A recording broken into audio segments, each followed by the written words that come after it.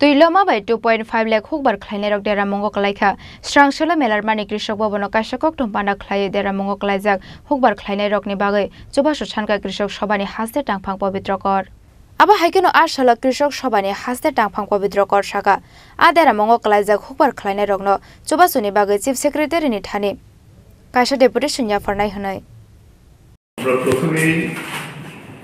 এই যে প্রলয়ঙ্করী বন্যা যেটা আমাদের শরণার্থীর কালের সবচেয়ে বৃহত্তর বন্যা, এই বন্যায় যারা এখন পর্যন্ত 32 জন নিহত হয়েছে তাদের প্রতি শোক জানাই, তাদের পরিবার পরিজনদের প্রতি আমাদের সহমত রইল এবং গোটা দেশ এবং গোটা রাজ্য তাদের পাশে আছে। এই বন্যাতে সবচেয়ে ব্যাপক ক্ষতি যা হয়েছে সেটি হল কৃষক সমাজ। সেখানে বলা যেতে পারে কোনো মাঠ বাকি নেই, কৃষক পরিবারও বাকি নেই।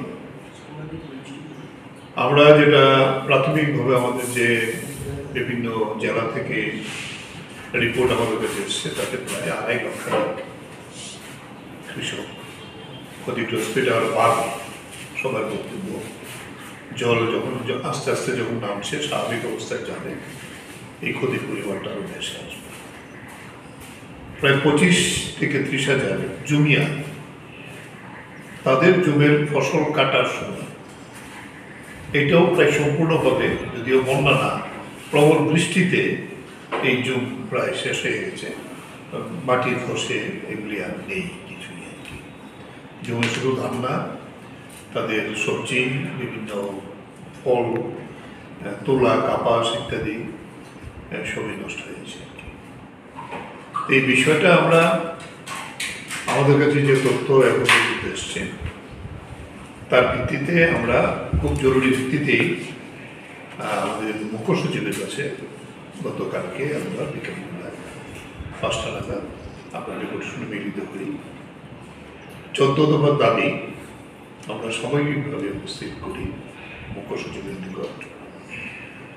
এই দাবিগুলির মধ্যে প্রধানত যে আমরা বলেছি ওনাকে যে এর আগেও 2-3 বারের মতো এরকম বিভিন্নভাবে কৃষকরা ফসল ক্ষতিগ্রস্ত হয়েছে, যদিও একটিবারের জন্য কিছু টাকা দেওয়া হয়েছে ডিজাস্টার ম্যানেজমেন্ট তহবিল থেকে, কিন্তু বাকি দুটো কিন্তু দেওয়া হয়নি।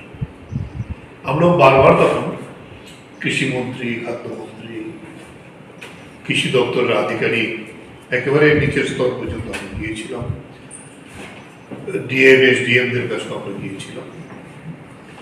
সেই জায়গায় দাঁড়িয়ে আমরা বলেছি এবং উনি আমাদের এই 14 দফার দাবি মূলত এটা পড়েছেন, পড়ে মন্তব্য করেছেন। আপনারা তো কারেক্টলি এই বিষয়টা তুলে এনেছেন এবং সবগুলি খুব যথার্থ। আজকের মুখ্যমন্ত্রীর মিটিং আছে, এই বন্যা নিয়ে মিটিং হবে, ডিএমদেরও ডেকেছেন, আমাদের সবাইকে ডেকেছেন। আমরা তাদের সঙ্গে এই মিটিংয়েও আমি এই বিষয়গুলো উপস্থাপিত করব, এই বিষয় নিয়ে আলোচনা। এবং পরবর্তী সময়তে কৃষি দপ্তর, হর্টিকালচার, তারপরে হলো আমাদের ফিশারিজ, অ্যানিমাল হাজবেন্ডারি, মৎস্য, এই সমস্ত দপ্তর নিয়ে আমি আলাদা করে একটা মিটিং করব। আপনাদের এই বিষয়গুলো আমি নোট করে করে সবাইকে পাঠাবো, যাতে সমস্ত দিক থেকে এই বিষয়গুলো উঠে আসে।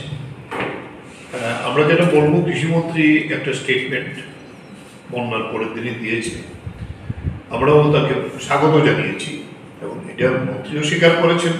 এটা প্রাথমিক তথ্য, তিনি দিয়েছিলেন প্রায় 1-1.5 লাখের মতো এরকম, এবং স্বীকার করেছেন রাজ্যের এমন কোনো জমি বাকি নেই যে জমির ক্ষতি হয়নি। ফলে আমরা বলবো যে এইটা শুধু একটি সরকারের পক্ষে, ত্রিপুরার মতো সরকার, তার যে আর্থিক অবস্থা সম্ভব না।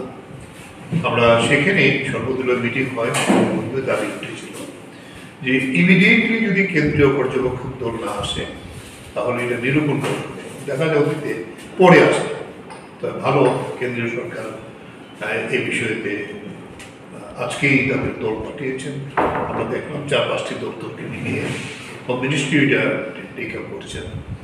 এটা ভালো, তারা স্পেশাল বিমানে আসবেন এবং এবং এখন ধ্বংসাবশেষগুলি সহজভাবে দেখা যাবে এবং তার ভিত্তিতে আমরা বলব যে ব্যাপকভাবে কেন্দ্রীয় সাহায্য না হলে রাজ্যের পক্ষে করা সম্ভব না। আমরাও কেন্দ্রীয় সাহায্যেরই দাবি করব। রাজা খরাগলিনী সিমি প্রণামনি ককঠুম চিনি খরাং।